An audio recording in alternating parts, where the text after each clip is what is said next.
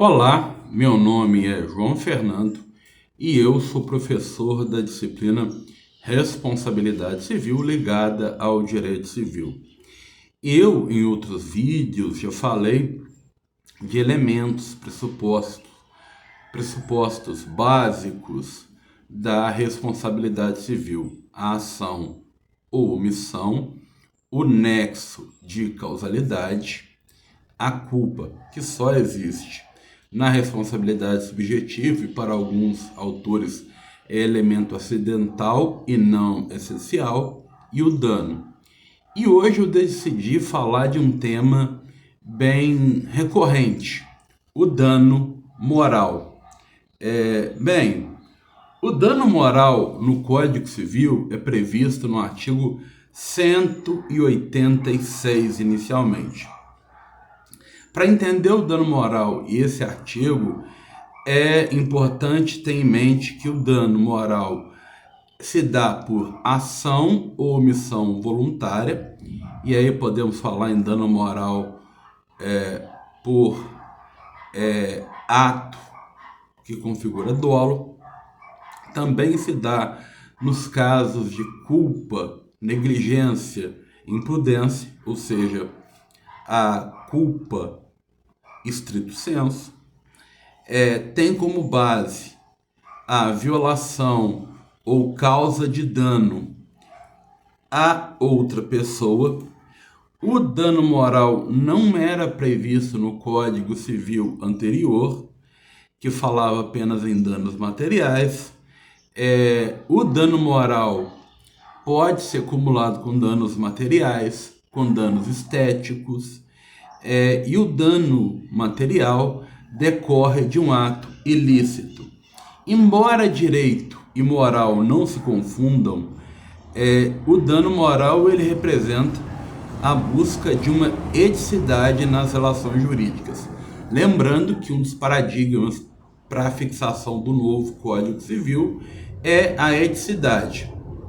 E nós vamos observar no Código Civil parâmetros éticos, morais, nos artigos 883 e 1683. O dano moral geralmente se corporifica quando há ofensa a direitos personalíssimos, ou seja, os direitos da personalidade, a ofensa à dignidade da pessoa humana. É importante ter em mente que o conceito de dano moral ele não é pecuniário. A consequência do dano moral é que há reparação em dinheiro. Os danos morais têm natureza extrapatrimonial os danos morais são os danos não materiais. Fazendo um recorte histórico do dano moral, ele já era previsto no Código de Hammurabi, que era entre 1729 a 1750 a.C. A ideia é que o forte não poderia prejudicar o mais fraco. E aí a gente vê rudimentos do dano moral, não com acepção contemporânea. Aí tinha a famosa expressão olho por olho, dente por dente. Até a Bíblia, no Antigo Testamento, tem previsões que deduzem o dano moral. Em Deuteronômio 22/28, 29, se um homem encontrar com a mulher virgem não casada e se deitar com ela, esse homem abusou dessa mulher e ele deve indenizar o pai da mulher porque humilhou essa mulher.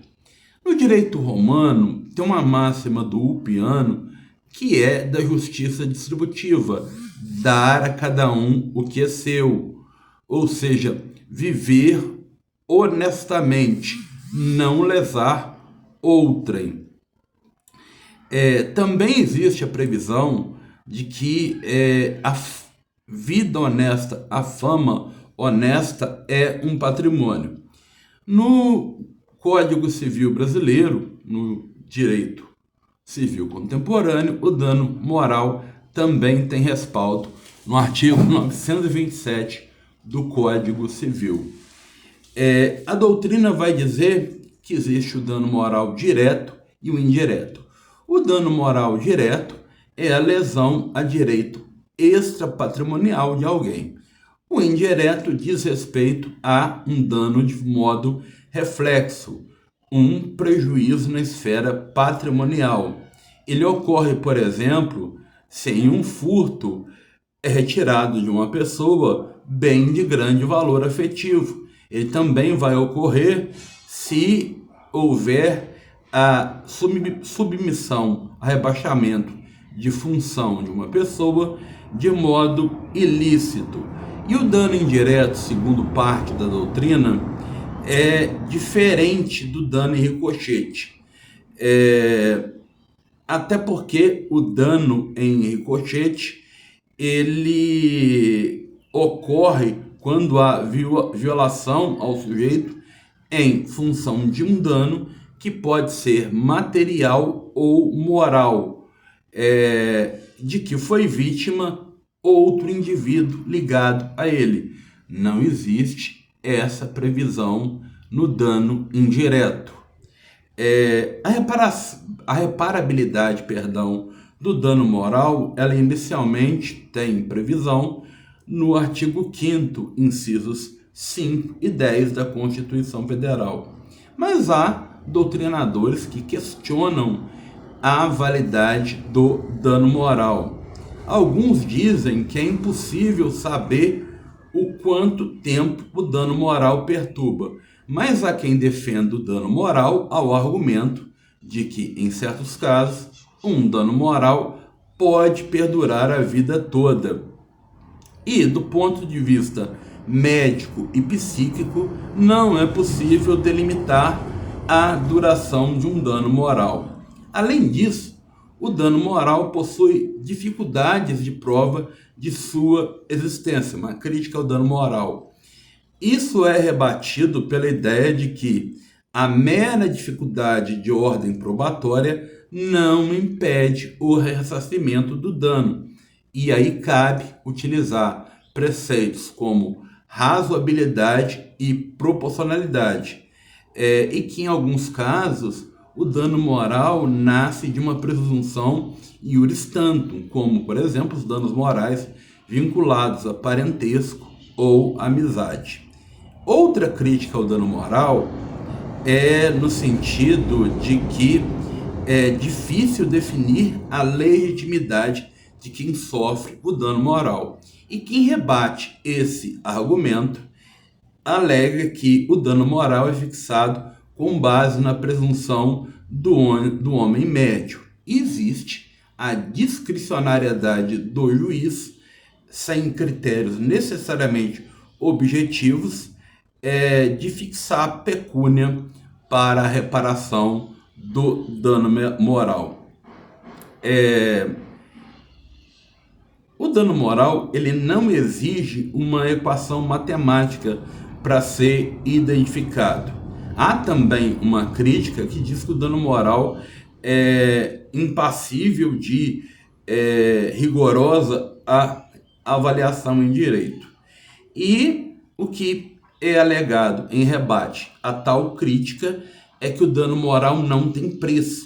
Ele serve como mera atenuação de um sofrimento.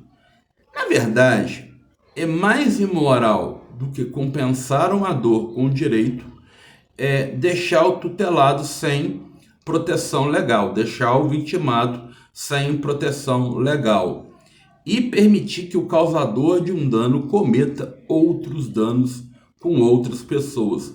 Não existe uma equivalência em dinheiro do dano, mas sim não deixar a vítima sem reparação.